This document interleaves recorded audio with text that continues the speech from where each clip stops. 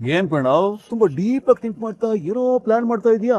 ಜಾನ್ಸಿನ್ Impress ಮಾಡೋದಕ್ಕೆ ಒಂದು super duper plan ಮಾಡ್ತಾ ಇದ್ದೀನಿ ಡ್ಯಾಡ್. ಒಂದು ಪ್ಲಾನ್ ಏನು ಅಂತ ಹೇಳು, ಅದು ಸೂಪರೋ ಪಾಪರೋ ಅಂತ ಆಮೇಲೆ ನಾನು ಹೇಳ್ತೀನಿ. ಡ್ಯಾಡ್, ಇವಾಗ ನಾನೇ ಒಂದಷ್ಟು ಜನ ರೋಡಿಗೆ ಹೈಯರ್ ಮಾಡ್ಕೊಂಡು ಜಾನ್ಸಿನ್ ಕಿಡ್ನಾಪ್ ಮಾಡೋ ತರ ನಾಟಕ ಮಾಡಿ ಅಂತ ಅವ್ರಿಗೆ ಹೇಳ್ತೀನಿ.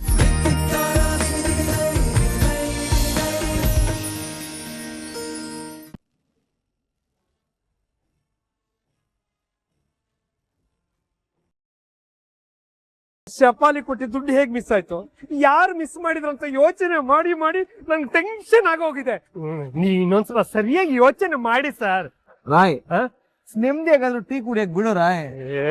ಅಲ್ಲಿ ನೋಡಿದ್ರೆ ದುಡ್ಡು ಮಿಸ್ ಆಗಿದೆ, ಮೇಡಮ್ ಬೇರೆ ನಿಮ್ಮನ್ನ ಹೊರಗೆ ಕಳ್ಸಿದ್ದಾರೆ. ಇಷ್ಟೆಲ್ಲ ದೊಡ್ಡ ಪ್ರಾಬ್ಲಮ್ ಇಟ್ಕೊಂಡು ನೆಮ್ಮದಿಯಾಗಿ ಟೀ ಕುಡಿಯಕ್ ಬಿಡು ರಾಯ್ ಅಂತ ಹೇಳ್ತಿದ್ರಲ್ಲ, ನೀವು ಏನ್ ಹೇಳ್ಬೇಕು ಸರ್? ನೀನು ಒಂದೇ ಒಂದ್ ಟೀ ಕುಡಿ, ಟೆನ್ಷನ್ ಹೋಗುತ್ತೆ.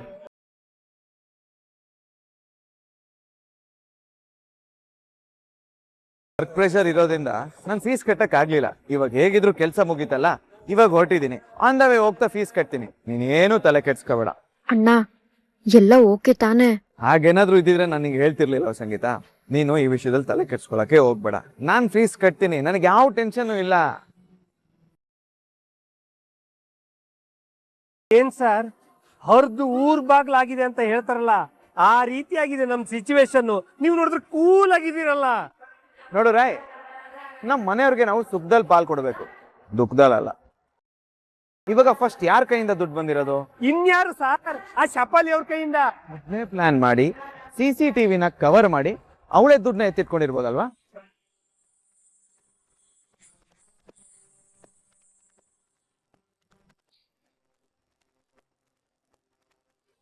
ಇಬ್ರು ಒಂದೊಂದ್ ಲಕ್ಷನ ಹಂಚ್ಕೊಬಿಡೋಣ.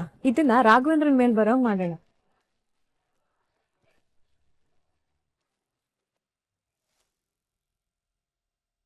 ರಾಘವೇಂದ್ರ ಸಿಕ್ಬಿದ್ದಿದ್ದಾನೆ ಅಂತಂದ್ರೆ ನಂಬೋದಕ್ ಕಷ್ಟ. ಇನ್ನೂ ಬೇಕಿದ್ರೆ ಯಾರ್ದೋ ಮೋಸದ ಬಲೆಗೆ ಸಿಕ್ಕಾಕೊಂಡಿದ್ದಾನೆ ಅಂತ ಹೇಳಿದ್ರೆ ಯೋಚನೆ ಮಾಡ್ಬೋದು. ಅಪ್ಪ, ಎರಡು ಒಂದೇ ಅಲ್ವಾ?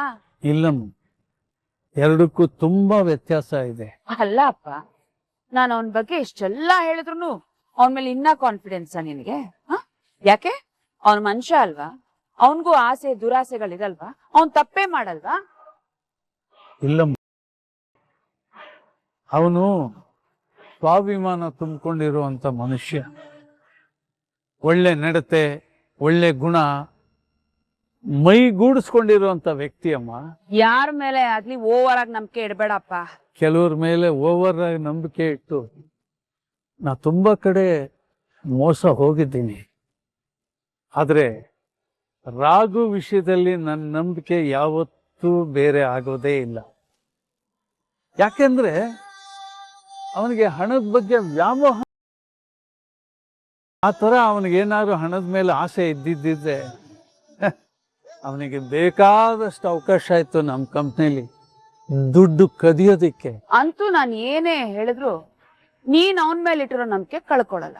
ಅಂಡ್ ಇಂಡೈರೆಕ್ಟ್ ಆಗಿ ನಾನೇ ಇದನ್ನೆಲ್ಲ ಮಾಡಿರೋದು ಅಂತ ಹೇಳ್ತಾ ಇದ್ದೆ. ಆಸ್ತಿಗೋಸ್ಕರ ಸ್ವಂತ ಅಪ್ಪನಿಗೆ ನೀನು ದ್ರೋಹ ಬಗಿತಾ ಇದ್ದೀಯ.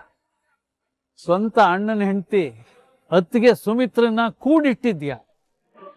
ಹಾಗಿರುವಾಗ ಡೈರೆಕ್ಟ್ ಆಗಿ ಹೇಳೋದಕ್ಕೆ ನನಗೆ ಯಾಕೆ ಭಯ?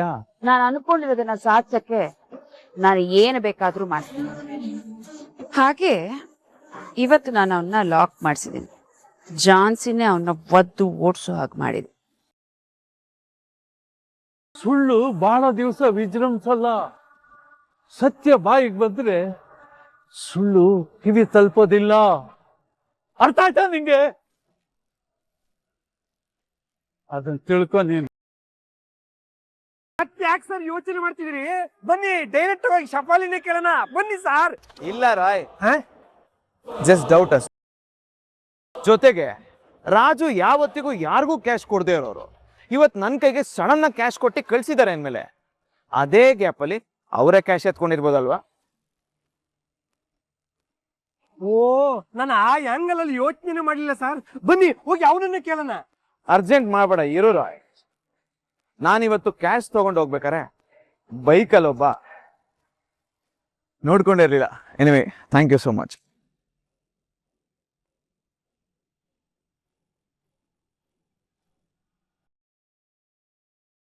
ಅವನೇನಾದ್ರು ಆ ಬ್ಯಾಗಿಂದ ದುಡ್ಡು ಎತ್ಕೋಬೇಕಾದ್ರೆ ಆ ಬ್ಯಾಗ್ ಬಿದ್ದಿರ್ಬೋದಾ? 100% ಅವನೇ ಸರ್. ಅವ್ನು ಎಲ್ಲಂತ ಹುಡ್ಕೋದು ಸರ್? ಇಲ್ಲ ರಾಯ್, ನಾನು ಅದ್ರ ಬಗ್ಗೆ ತಲೆ ಕೆಡ್ಸ್ಕೊಳಲ್ಲ. ಮತ್ತೇನ್ ಮಾಡೋದು ಸರ್? ಅವ್ನ್ ಕಂಡಿಡಿಯೋದಾದ್ರೂ ಹೇಗೆ? ಅವನ ವಿಷಯನ ಸೈಡ್ಗಿಡು ರಾಯ್, ಯಾಕಂದ್ರೆ ಅವನೇ ಎತ್ಕೊಂಡಿದ್ದಾನೆ ಅಂತ ಕನ್ಫರ್ಮ್ ಇಲ್ಲ. ನನ್ಗೆ ಇನ್ನೊಂದು ಡೌಟ್ ಏನು, ಆ ಕಾಂಟ್ರಾಕ್ಟರ್ ಯಾಕೆ ಕೆಲಸ ಮಾಡಿರ್ಬಾರ್ದು? ಅದ್ ಹೇಗೆ ಸರ್? ಅವ್ನ್ ನಿಮ್ ಕಣ್ ಮುಂದೆನೆ ಕೌಂಟ್ ಮಾಡಿರ್ತಾನಲ್ವಾ? ಹೌದು ರಾಯ್, ಬಟ್ ಅವನು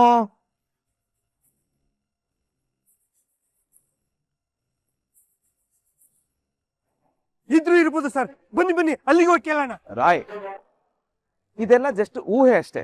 ಇಷ್ಟ ಮಾತ್ರಕ್ಕೆ ನಾವು ಅವ್ರನ್ನ ಹೋಗಿ ವಿಚಾರ್ಸಕ್ ಆಗಲ್ಲ ಸರ್. ಹಿಂಗಾದ್ರೆ ಆ ದುಡ್ಡು ಮಿಸ್ ಆಗಿರೋದು ಹೇಗೆ ಸರ್ ಕಂಡಿಡಿಯೋದು? ಇದನ್ನೆಲ್ಲ ಯೋಚನೆ ಮಾಡ್ತಿದ್ರೆ ಏನಪ್ಪಾ ಮಾಡೋದು ಅಂತ ತಲೆ ಕೆಟ್ಟು ಹೋಗ್ತಾ ಇದೆ. ಕೂಲ್, ಯಾಕೆ ತಲೆ ಕೆಡಿಸ್ಕೊತಿದ್ಯಾ? ಅಲ್ಲ ಸರ್, ಅಲ್ಲಿ ತಂಗಿ ಫೋನ್ ಮಾಡಿ ಫೀಸ್ ಕಟ್ಟಿಲ್ಲ ಅಂತ ಹೇಳ್ತಿದಾರೆ. ಆ ಟೆನ್ಷನು ನಿಮ್ಗಿದೆ, ಈ ಕಡೆ ದುಡ್ಡು ಮಿಸ್ ಆಗಿದೆ, ಆ ಟೆನ್ಷನು ನಿಮಗಿದೆ. ಇದನ್ನೆಲ್ಲ ನೋಡ್ತಾ ಇದ್ರೆ ನನಗೆ ಇಷ್ಟು ಟೆನ್ಷನ್ ಆಗ್ತಿದೆ. ಇನ್ನು ನಿಮಗೆ ಹೇಗೆ ಆಗಿರ್ಬೇಡ ಸರ್.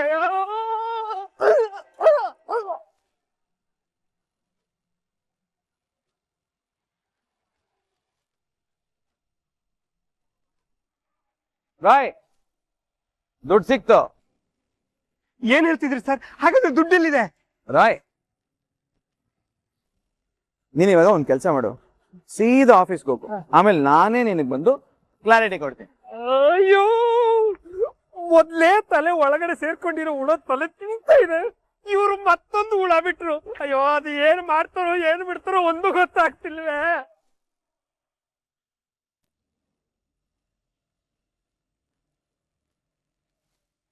Hello, excuse me.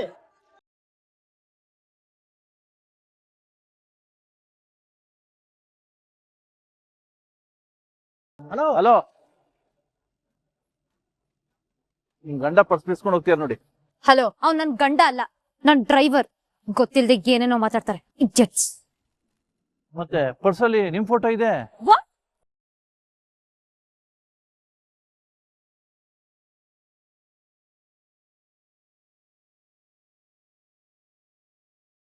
ಏನ್ ವಿಚಿತ್ರನೋ ಇದು. ಇವ್ರು ನೋಡಿದ್ರೆ ಅವನ್ನ ಡ್ರೈವರು ಅಂತ ಹೇಳ್ತಿದ್ದಾರೆ, ಅವನು ಇವ್ರ ಫೋಟೋನೇ ಪರ್ಸಲ್ಲಿ ಇಟ್ಕೊಂಡಿದ್ದಾನೆ. ಇದೆಲ್ಲ ದಿಢೀರ್ ಅಂತ ಶ್ರೀಮಂತರಾಗಕ್ ಮಾಡ್ಬೇಕಾಗಿರೋ ಟೆಕ್ನಿಕ್ ಕಣೋ. ಏನೋ ಹೇಳ್ತಾ ಇದ್ಯಾ? ಅದೇ ಕಣೋ, ಒಂದ್ ಒಳ್ಳೆ ಸೌಂಡ್ ಪಾರ್ಟಿ ನೋಡಿ ಸ್ಕೆಚ್ ಹಾಕೋದು, ಆಮೇಲೆ ಡ್ರೈವರ್ ಕೆಸಕ್ ಸೇರ್ಕೊಳ್ಳೋದು. ಈ ರೀತಿ ಫೋಟೋ ಗೀಟ ಎಲ್ಲ ಪರ್ಸಲ್ಲಿ ಇಟ್ಕೊಂಡು ಮರಳು ಮಾಡಿ ಪಟಾಯಿಸ್ಕೊಳ್ಳೋದು, ಆಮೇಲೆ ಡ್ರೈವರ್ ಪಟ್ಟದಿಂದ ಓನರ್ ಪಟ್ಟಕ್ಕೆ ಇರೋದು. ಇಷ್ಟೇ ತಾನೇ? ಇಂಥವೆಲ್ಲ ಎಷ್ಟು ನೋಡಿಲ್ಲ ನಾವು. ಹೌದು, ಈ ಕಾಲದಲ್ಲಿ ಇದೇ ತಾನೇ ನಡೀತಾ ಇರೋದು. ಮೋಸ್ಟ್ಲಿ ಆ ಹುಡ್ಗಿ ನೋಡ್ಲಿ ಅಂತಾನೆ ಪರ್ಸ್ ಬಿಡ್ಸ್ಕೊಂಡು ಹೋದ ಅನ್ಸುತ್ತೆ.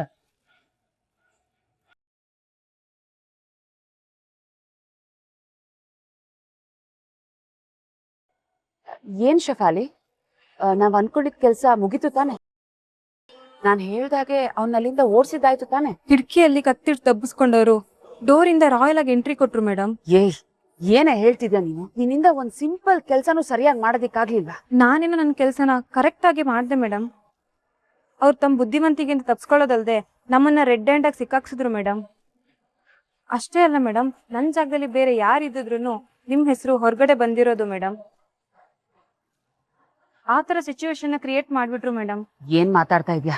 ಹಾಗೇನಾದ್ರೂ ನಿನ್ನ ಡೋಂಟ್ ವರಿ ಮೇಡಮ್, ನಿಮ್ ಋಣ ನನ್ನ ಮೇಲೆ ಇರೋದ್ರಿಂದ ಯಾವ ಕಾರಣಕ್ಕೂ ನಿಮ್ ಹೆಸರು ಬಾಯಿ ಬಿಡಲ್ಲ. ಅವರು ನೀವು ಅನ್ಕೊಂಡಿರೋ ತರ ವ್ಯಕ್ತಿ ಅಲ್ಲ ಮೇಡಮ್.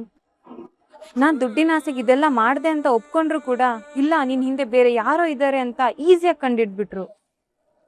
ನಿಜವಾಗ್ಲೂ ಅವ್ರು ತುಂಬಾ ಬ್ರಿಲಿಯಂಟು ಮೇಡಮ್. ನಿನ್ನ ಕೈಯಲ್ಲಿ ಈ ಕೆಲ್ಸ ಮಾಡಕ್ ಆಗ್ಲಿಲ್ಲ ಅಂತ ಹೇಳು. ಅದನ್ನ ಬಿಟ್ಟು ಸುಮ್ನೆ ಅವ್ನು ಯಾವನ್ಗೂ ಬಿಲ್ಡಪ್ ಕೊಡ್ಬೇಡ. ನೀವು ಒಂದ್ ಯೋಚನೆ ಮಾಡಿದ್ರೆ ಅವ್ರು 10 ಯೋಚನೆ ಮಾಡ್ತಾರೆ. ಅವನು ಎಷ್ಟೇ ಸ್ಮಾರ್ಟ್ ಆಗಿದ್ರು ಅವನಿಗೆ ಒಂದಲ್ಲ ಒಂದು ವೀಕ್ನೆಸ್ ಇದ್ದೇ ಇರುತ್ತೆ. ಅದನ್ನ ಯೂಸ್ ಮಾಡ್ಕೊಂಡು ಅವನ್ನ ಹೊರಗಡೆ ಹಾಕೋದಕ್ಕೆ ಪ್ರಯತ್ನ ಪಡು. Okay madam. ಅಲ್ಲ ಮಾಮ್, ಅವಳು ಏನಾದ್ರು ನಿನ್ನ ಹೆಸರು ಬಾಯ್ ಬಿಟ್ಟಿದ್ರೆ ಏನ್ ಮಾಮ್ ಕತೆ? ಅವಳು ಬಾಯಿ ಬಿಡಲ್ಲ ಅಂತ ಗೊತ್ತಿದ್ದೆ ನಾನು ಅವಳಿಗೆ ಈ ಡೀಲ್ ಕೊಟ್ಟಿದ್ದು. ಇಲ್ಲ ಅಂದ್ರೆ ನಾನು ಯಾಕಷ್ಟು ದೊಡ್ಡ ರಿಸ್ಕ್ ತಗೊಳ್ತಾ ಇದ್ದೆ. ನೋಡು, ಇಂಥವ್ರೆಲ್ಲ ನಮಗೋಸ್ಕರ ಏನು ಬೇಕಾದ್ರೂ ಮಾಡ್ತಾರೆ. ಮಾಮ, ಅವಳು ನಿನ್ನ ಹೆಸರು ಬಾಯ್ ಬಿಡಲ್ಲ, ಓಕೆ. ಝಾನ್ಸಿ ಏನಾದ್ರು ಅವಳನ್ನ ಕೆಲ್ಸದಿಂದ ಕಿತ್ತು ಬಿಸಾಕಿದ್ರೆ ಪಾಪ ಮಾಮ್, ಅವಳ ಕೆರಿಯರ್ ಎಲ್ಲ ಸ್ಪಾಯ್ಲ್ ಆಗುತ್ತಲ್ವಾ? ಪ್ರಣವ್, ಯುದ್ಧ ಗೆಲ್ಲಬೇಕು ಅಂದ್ರೆ ಸೈನಿಕರು ಸಾಯ್ಲೇಬೇಕು. ನಾವಿವಾಗ ಅದ್ರ ಬಗ್ಗೆ ಎಲ್ಲ ತಲೆ ಕೆಡ್ಸ್ಕೊಳ್ಳೋದು ಬೇಡ. ಆ ರಾಘವೇಂದ್ರನ ಅಲ್ಲಿಂದ ಹೇಗೆ ಹೊರಗಡೆ ಹಾಕ್ಬೇಕು ಅನ್ನೋದ್ರ ಬಗ್ಗೆ ತಲೆ ಕೆಡ್ಸ್ಕೊಳ್ಳೋಣ.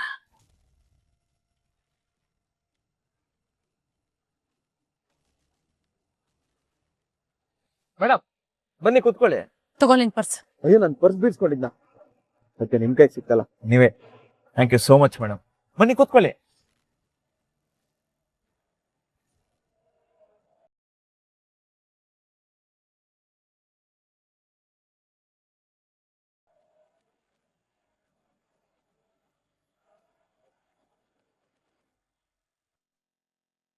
ಮೊದ್ಲಿ ಪ್ಲಾನ್ ಎಕ್ಸಿಕ್ಯೂಟ್ ಮಾಡಬೇಕು. ಏನ್ ಪ್ರಣವ್ ತುಂಬಾ ಡೀಪ್ ಆಗಿ ಥಿಂಕ್ ಮಾಡ್ತಾ ಏನೋ ಪ್ಲಾನ್ ಮಾಡ್ತಾ ಇದೀಯಾ?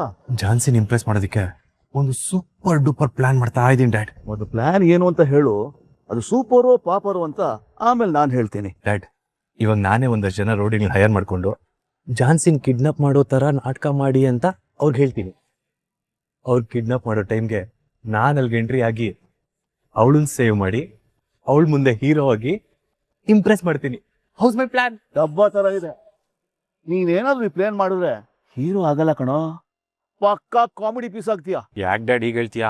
ಎಲ್ಲ ಮೂವಿಯಲ್ಲೂ ಹೀರೋ ಕಾಪಾಡಿದಾಗ ಅದೇ ತಾನೇ ಆಗೋದು. ಪರಿಸ್ಥಿತಿನ ಬಳಸ್ಕೊಂಡು ಹೀರೋ ಆಗ್ಬೇಕೆ ಹೊರತು ಪರಿಸ್ಥಿತಿನ ಕ್ರಿಯೇಟ್ ಮಾಡಿ ಹೀರೋ ಆಗೋದಲ್ಲ. ಡ್ಯಾಡ್, ಇಲ್ಲಿ ಯಾರು ಹೀರೋಗಳನ್ನ ಹುಟ್ಟಾಕಲ್ಲ, ನಮಗ್ ನಾವೇ ಹೀರೋ ಆಗ್ಬೇಕು ಅನ್ನೋ ಡೈಲಾಗ್ ಕೇಳಿದ್ಯಾ ತಾನೆ? ನೀನ್ ಇದೇ ಪ್ಲಾನ್ ಇಟ್ಕೊಂಡು ಟ್ರೈ ಮಾಡಿದ್ರೆ ಪಕ್ಕಾ ಫೇಲ್ಯೂರ್ ಆಗ್ತೀಯಾ. ನೋಡ್ತಾ ಇರು. ಏನು ಕಿಂಡಲ್ ಮಾಡ್ತಿದ್ಯಾ?